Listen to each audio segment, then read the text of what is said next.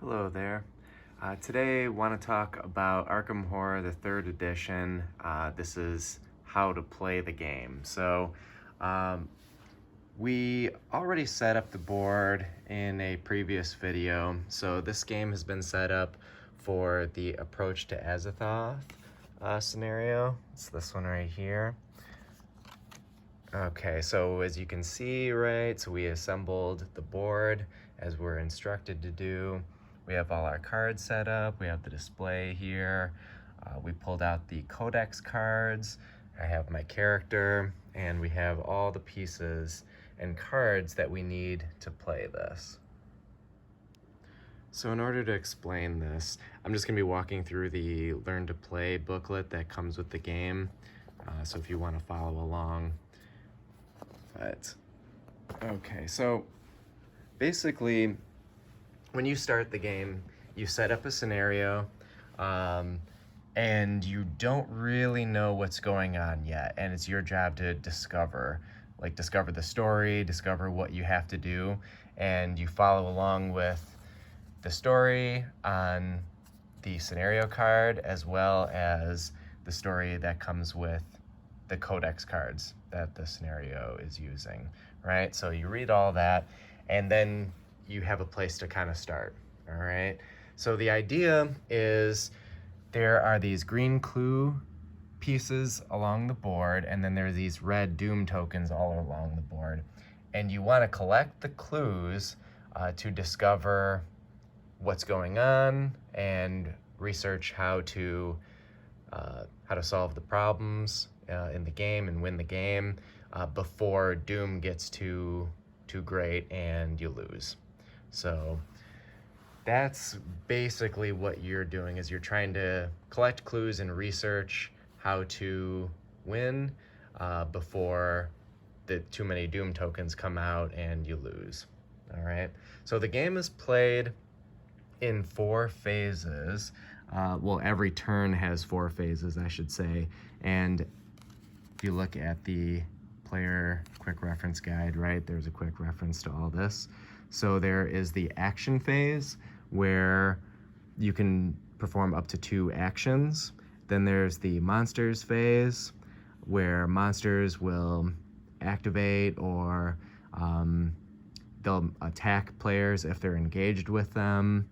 Or if a monster is exhausted, like if you escaped from a monster, it'll become exhausted and then it will get ready again.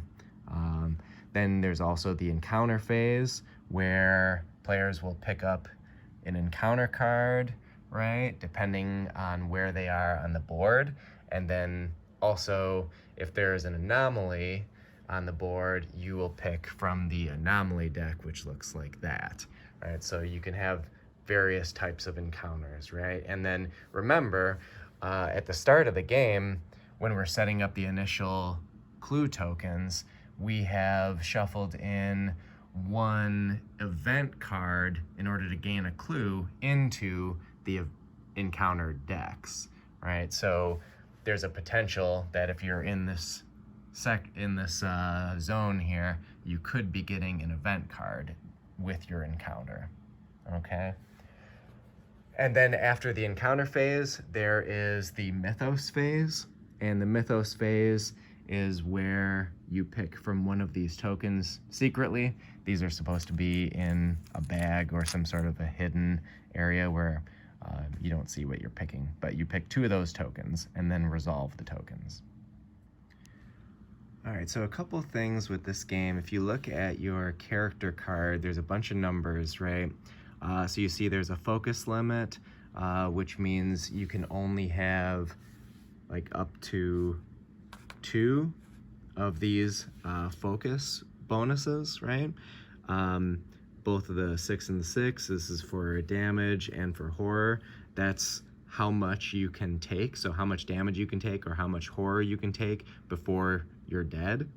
And then each one of these is your skill level in these attributes. So my strongest attribute is lore, and that's 4. And what that basically means is that when you're resolving tests, I get to roll 4 dice, right? So for observation, I only get to roll 2, right? So that's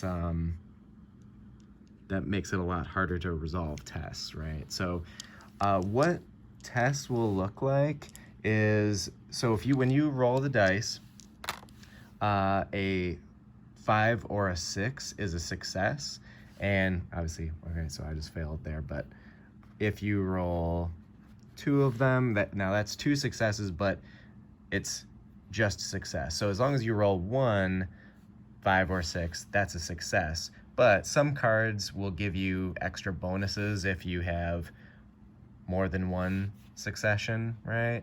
And that just depends on the card.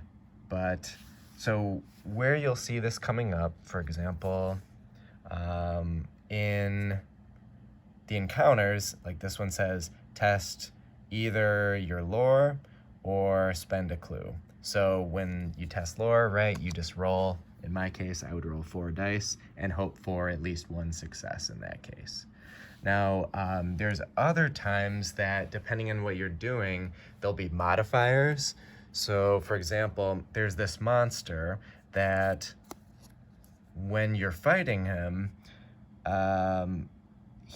you get a -1 to your strength.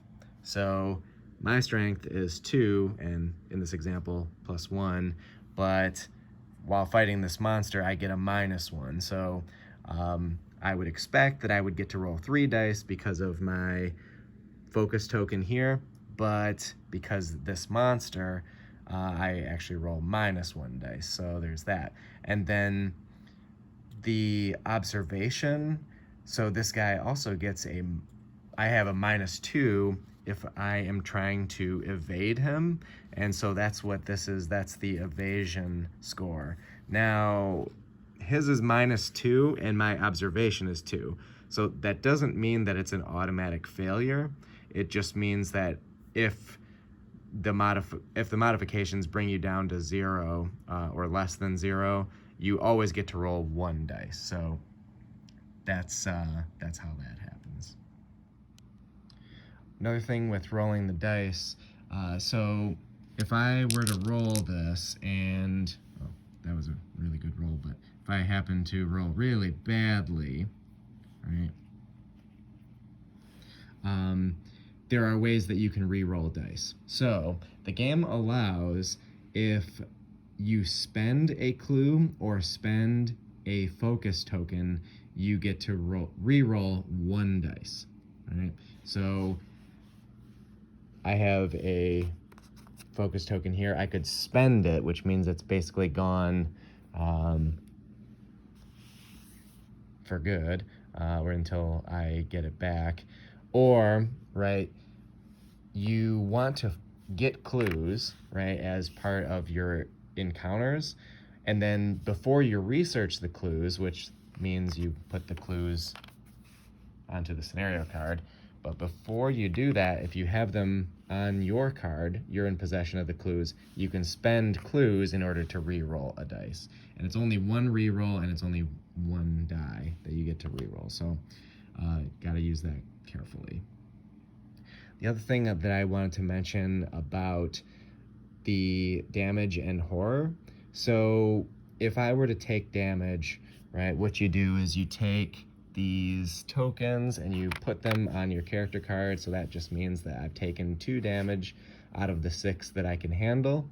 Now let's just say I take a bunch of horror and I'm doing fine on health, but my horror has reached 6. Well, as long as one of these numbers reaches the limit, which is shown on the card, then that means you're dead. You just are instantly dead, and you lose all of your stuff, and you pick a new investigator. You can pick a new investigator and start again. You have to pick somebody different, and then you would begin again. In this scenario, you'd start back at the train station, but then anytime a player dies, you take a doom token, and the doom tokens get placed on the scenario. So just means more bad things are coming.